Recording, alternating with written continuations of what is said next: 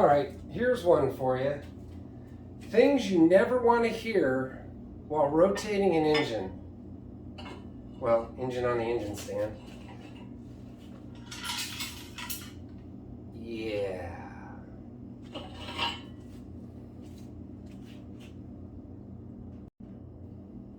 All right, let's take this pan off and see what we're looking at.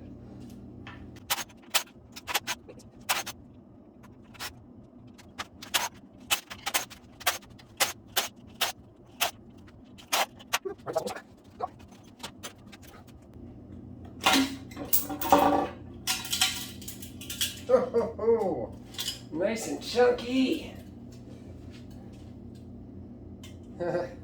What's left of a oil, part of the oil control. Woo! Blew the total bottom part of that apart. Ooh, I gotta show you this. Yeah, this did a little bit of beating on the bottom here. Alright, let me get some of this crap out of the way. And I'll show you some of the carnage.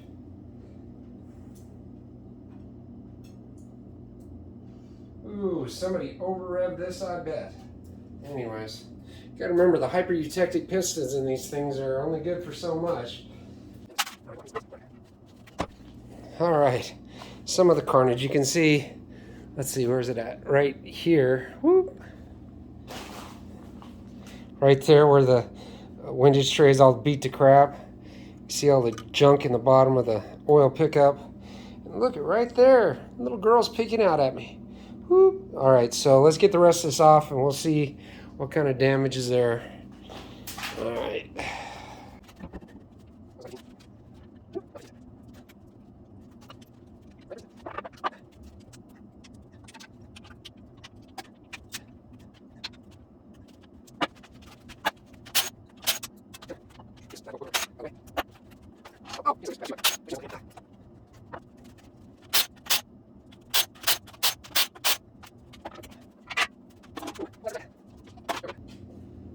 Oh, that's ugly. That is ugly. Oh, and these are the good rods too. Oh, that kind of sucks. Let's see. What kind of damage did we do? Yep. That's strange. You know what? It looks like the piston just completely gave way. Just said goodbye, good night. Anyways, because the bearings on it are tight. These are supposed to be full floating pistons, I thought.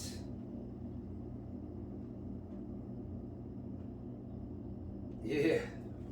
All right, let me pull you up here and I'll show you the damage.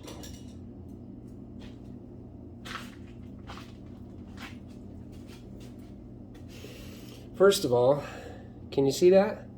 That should be attached to something, like two somethings. Anyways.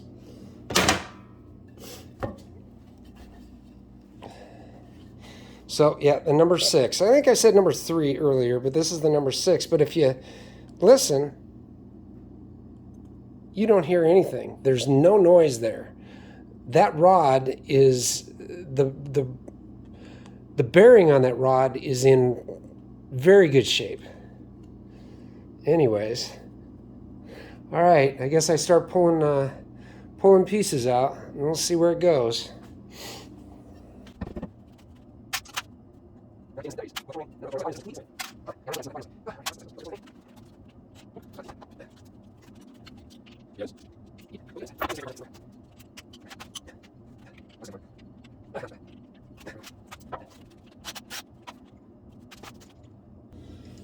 I don't know if you can see this or not. Let's see. Let's get this over here in better light.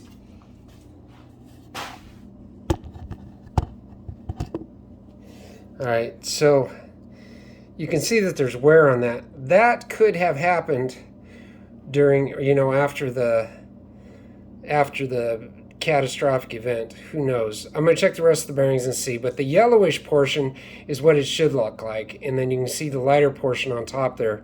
That is definite wear down into the bearing. So anyways, it doesn't look hateful. It's not bad. It's got a little bit of scarring on it, but there's not even enough there. I can't even feel it with my thumbnail. So anyways, let's get the rest of that out of there, and I'll show you the rest of this when we get it all apart.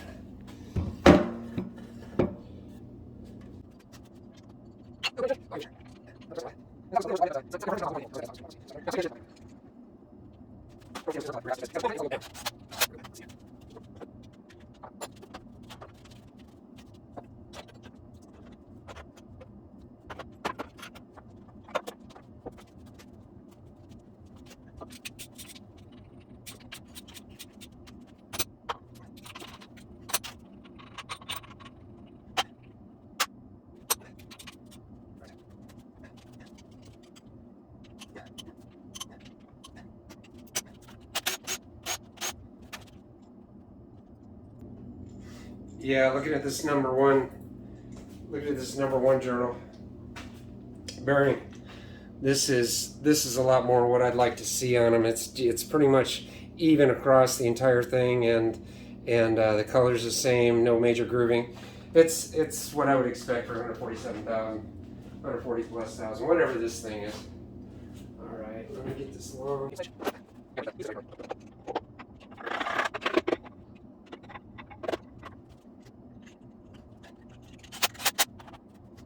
So, a lot of carbon buildup on the piston, a lot of wear on the skirts. Yeah, I wouldn't reuse these pistons, but it's good to see the rings are full floating, and well, except for the oil control rings are not. So this thing was probably burning a little bit of oil, but who knows? The main compression rings, I'm sure it was running just fine though, and up until it wasn't. Anyways, piston one is down.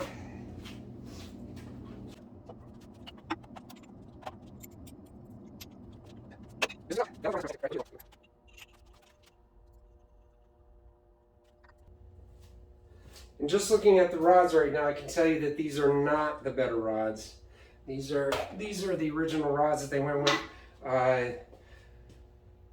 before they went with the before they actually moved to the Gen 4 engine. They actually started using the rods. They are beefier, they're more square, very easy to identify. But anyways, let's move on to piston 3.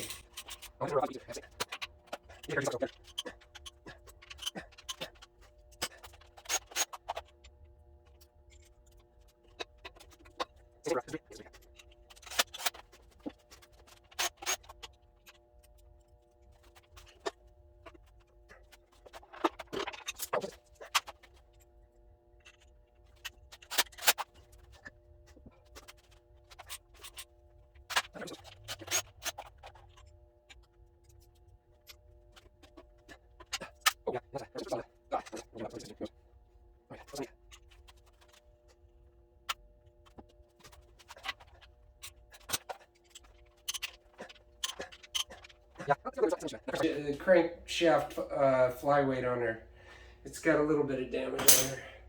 But the journals themselves that I'm seeing, I am not seeing any major damage or anything on them. Even for those two, for 5 and 6, I wasn't seeing a lot of damage there. Excuse me, I wasn't seeing any damage on the journals themselves. So I'm thinking this crankshaft may be reusable. I got to look at it and see. It depends on whether it's warped or not. We'll see. But it does turn on the in the bore there pretty easily.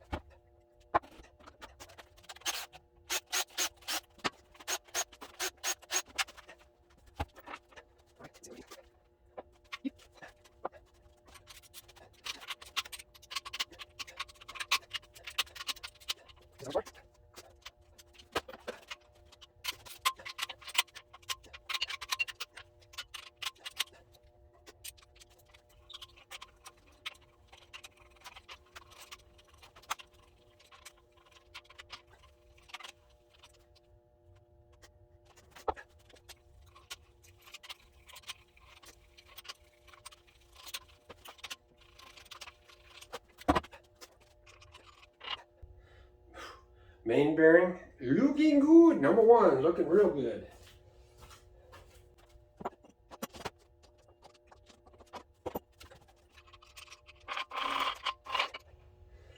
Journal 2, about the same. Sees a little bit more wear on this one, but nothing bad.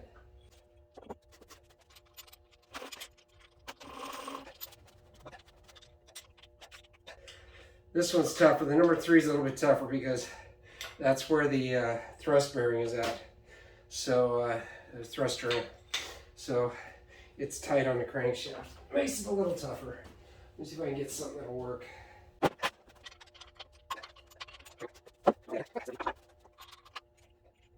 little bit of wear on the thrust surfaces. The main bearing, or the main journal portion of it, looks fine.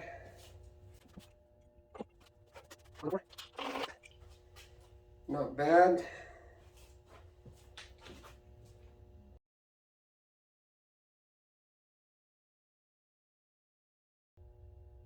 I'm gonna have to take that back cover off to get this crankshaft out of here anyway, so I might as well do that.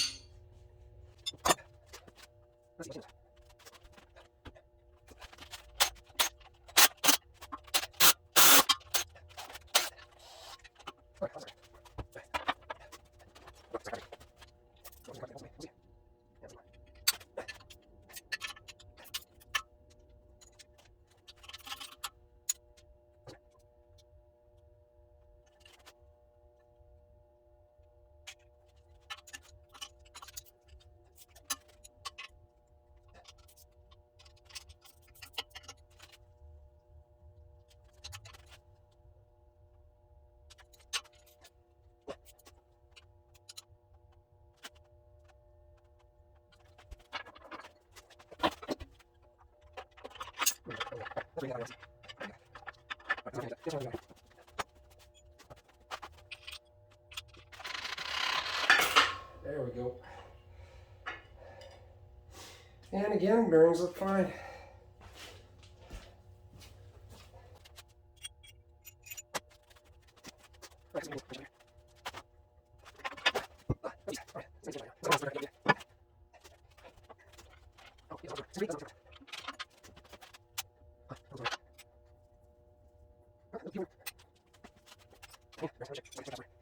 Anyways, so that's about all I can do with it tonight.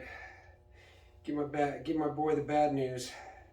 What he doesn't know though is, remember I told you about that 6.0 over there?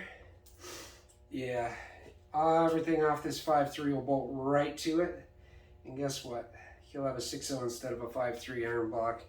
You can do a lot more with it. So that's what he's gonna be doing, I think. And I ain't gonna give it to him, but I'll give it to him for what I have in it, which is $300. And anyways, we'll go from there.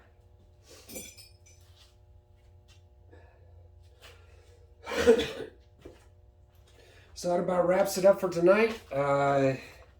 Completely tore down, and you saw the carnage. Let's see, one thing. Let's check one thing here.